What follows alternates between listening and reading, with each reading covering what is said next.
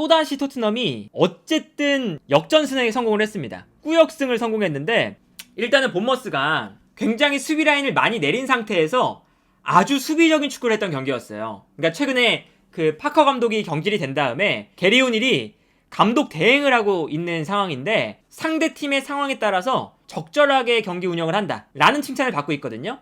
근데 오늘 경기는 토트넘이 지공 상황에서 약하다 라는 점을 파악하고 수비 라인을 완벽하게 내린 상태였습니다. 토트넘이 오늘 경기는 3-5-2 전형으로 나왔죠. 일단 3-4-3이 아니라 3-5-2에서의 문제는 결국 지공 상황에서 공격 숫자가 줄어든다는 거예요. 그래서 3톱이 아니라 2톱이 되니까 손흥민과 케인 두 명의 선수가 이제 박스 주변에 있고 오른쪽에 에메르송, 왼쪽에 세세뇽, 그리고 중앙에 있었던 비수마, 호이비에르, 스킵 이렇게 세 명의 미드필더 라인이 있었거든요. 근데 여기서 이제 문제는 박스 안에 공격 숫자가 줄어든 상황에서 왼쪽에서 세세뇽, 오른쪽에 에메르송이 측면을 무너뜨리는 유형도 아니고 호이비에르나 스킵이 창의적인 플레이를 하는 유형의 선수들이 아니죠. 그러다 보니까 어떤 문제가 생기느냐, 토트넘이 당장 지난 경기에서 크로스를 44개나 올렸다, 너무 크로스가 많이 올라간 거 아니냐, 이런 비판을 받았었죠. 그런데 이제 오늘 경기에서 문제는 또 뭐냐면 크로스를 올리지 않으면 어떤 공격 작업을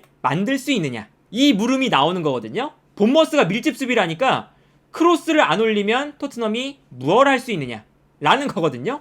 손흥민과 케인, 투톱이 올라가 있고 스킵과 호이비에르가 올라가서 공격에 가담을 하고 있거든요. 중앙 지역에 모여있는 이 4명의 선수가 창의성이 뛰어난 선수들이 아니죠. 이게 3-5-2 전형의 장점은 중원 라인에서 3명의 선수가 되니까 2명의 미드필더가 올라가서 플레이할 수 있다는 거거든요. 근데 올라가서 공격에 도움을 줘도 딱히 중앙 지역에서 뭔가 큰 변화가 없더라 라는 게 문제였던 거죠. 그래서 전반전 내내 본머스의 수비 라인을 토트넘이 무너뜨리는데 기본적으로 실패했습니다. 근데 여기서 또 문제가 뭐냐, 토트넘이 지공 상황에서 공격도 안 되는데 오늘 경기는 왼쪽에 벤 데이비스, 오른쪽에 산체스, 중앙에 랑글레가 3백으로 나왔거든요. 그런데 본머스가 내려가 있으니까 공격 숫자를 늘린다고 벤 데이비스와 산체스도 살짝 올라와 있었죠. 그런데 벤 데이비스도 실수가 오늘 많이 나오고 오른쪽에 산체스도 실수가 많이 나왔어요. 그렇게 되면 이 넓은 뒷공간을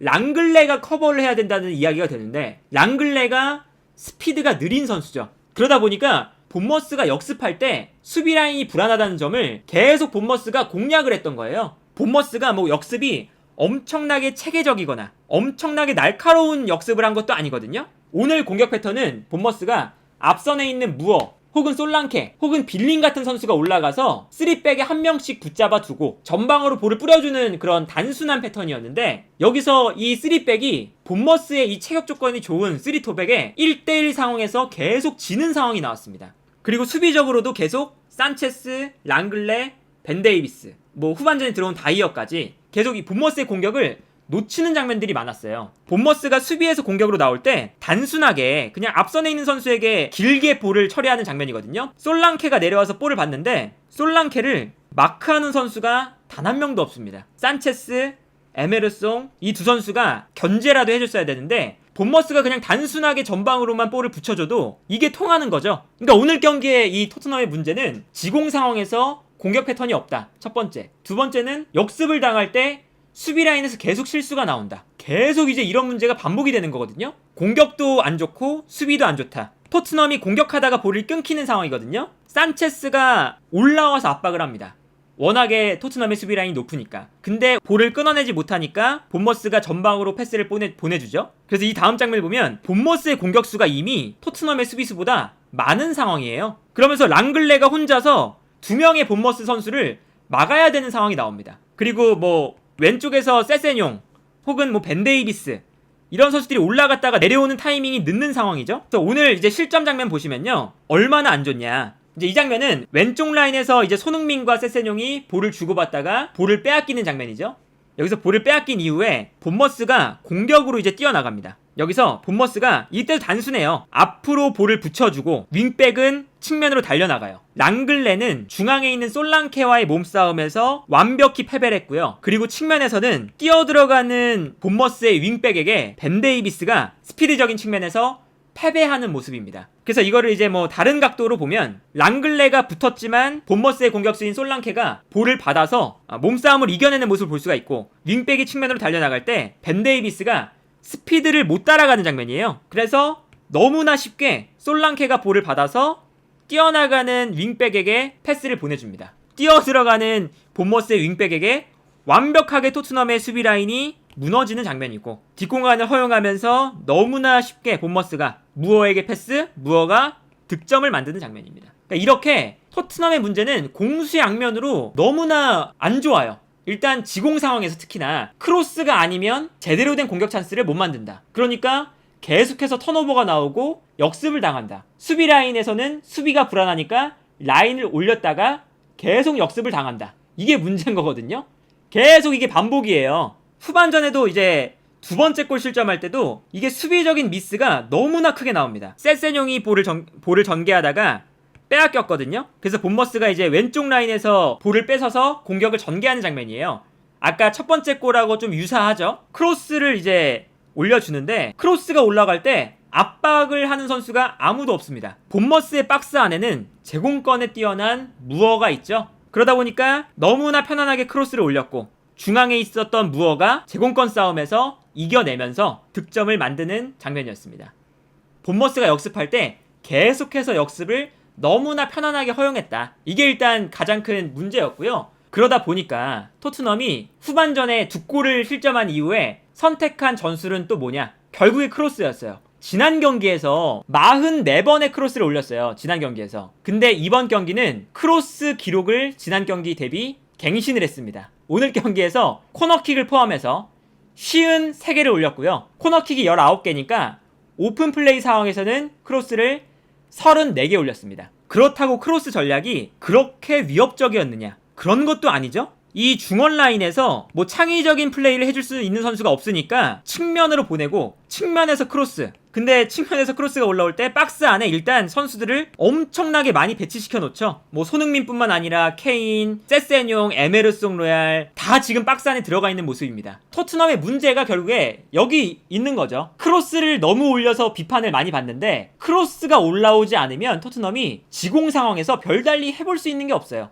근데 이제 오늘 경기에서 이제 유일하게 좋았던 장면, 유일하게 이제 침투 플레이를 할 수가 있는 윙백 세세뇽이 침투에 들어가고, 여기서 호이비에르가 결정적인 패스를 보내줬고요. 여기서 손흥민 선수가 앞으로 뛰어나가면서 수비수 한 명을 끌고 올라가줬던 게 아주 주요했습니다. 그러면서 이 뒷공간으로 호이비에르가 패스를 보내줬고, 세세뇽은 손흥민을 따라서 올라가는 수비수의 뒷공간으로 침투에 들어가면서 볼을 받아서 득점으로 만들어내는 요 장면이 유일하게 토트넘이 지공 상황에서 본머스의 수비를 무너뜨렸던 장면이고요. 요 장면을 제외하면 토트넘이 단 한 번도 지공 상황에서 제대로 된 찬스를 만들어내지 못했죠. 그래서 결국에는 계속해서 이제 무한 크로스거든요. 투톱을 쓰다가 안 되겠으니까 모우라 투입해서 3톱 만들고, 제공권이 또 돼야 되고, 크로스를 올려야 되니까 세세뇽을 오른쪽, 에메르송 로얄을 페리시치로 바꾸면서 페리시치 왼쪽, 세세뇽 오른쪽, 그리고 심지어 산체스를 뺀 것도 다이어를 투입하면서 크로스를 정확하게 올려줄 수가 있으니까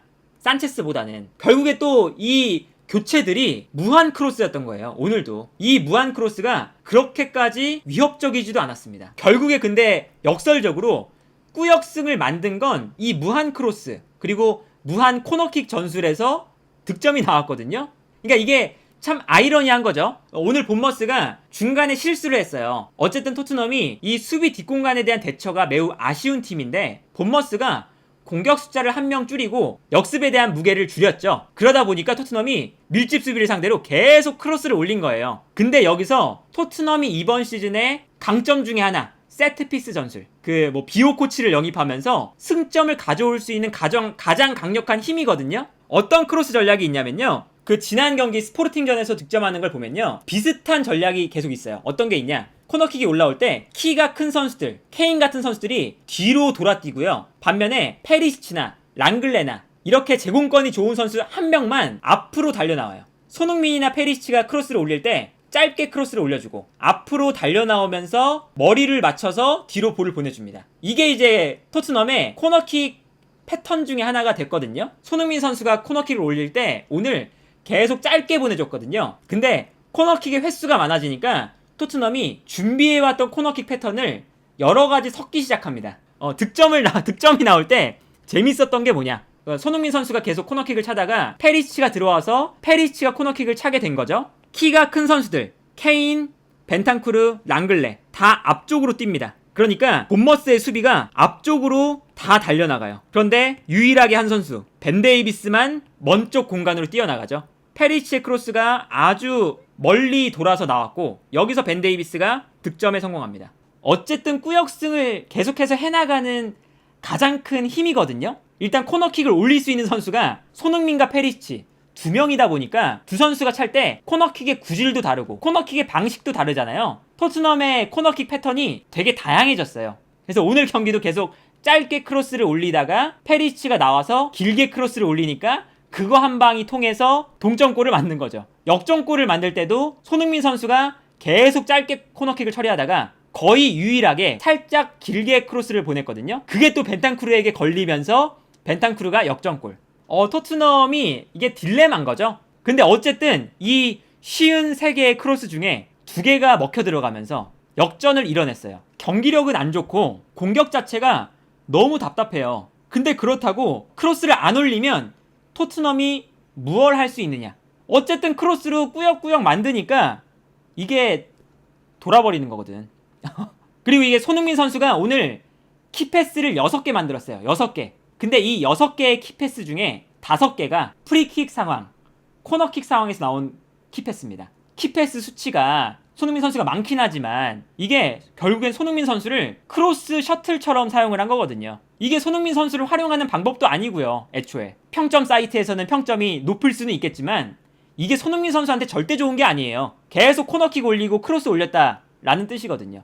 그리고 이게 콘테 감독도 문제가 뭐냐면 지난 스포르팅전에서 페리시치를 세세뇽으로 바꾸려다가 페리시치가 계속 크로스를 올릴 때 슈팅이 만들어지니까 세세뇽이 나오려다가 그냥 페리시치를 두고 세세뇽이 다시 벤치에 앉았어요. 근데 오늘 경기도 보세요. 세세뇽이 크로스를 못 올리니까 결국에 페리시치 준비시켰다가 세세뇽이 한 골 넣으니까 다시 페리시치가 벤치에 앉아있어요. 그러니까 이건 뭐냐면 콘테 감독이 이 전술 변화에 대한 확실한 뭔가 플랜이 부족하다는 거예요. 감독 자신도 오락가락 하는 거지. 특히나 이게 어떤 장면에서 많이 나오냐? 지공 상황에서 이런 장면들이 많이 나와요. 역습할 때는 그래도 토트넘이 어느 정도는 시원시원한 경기를 하는데 상대팀이 내려앉았을 때 계속 이런 장면이 나와요. 콘테 감독이 뭐 교체도 제대로 못하고 지공 상황에 대한 확실한 공격 패턴이 지금 토트넘에게 만들어져 있지 않다라는 겁니다. 이제 오늘 경기도 어쨌든 토트넘이 승리를 했고 리그 3위를 지켜내긴 했지만 토트넘의 경기력을 이 경기를 보고 칭찬하기에는 무리가 있는 거죠. 그런데 어쨌든 결과는 나왔으니까 또 이제 콘테 감독이 계속해서 이런 크로스 전략을 밀고 나갈 수 있는 힘이 또 생겼습니다. 토트넘에 좀 딜레마가 지금 계속해서 발생을 하고 있다. 어떻게든 결과는 나오고 있으니까 꾸역승으로 결과는 나오고 있기 때문에 이제 결론적으로는 토트넘의 딜레마는 계속될 거다. 어쨌든 3위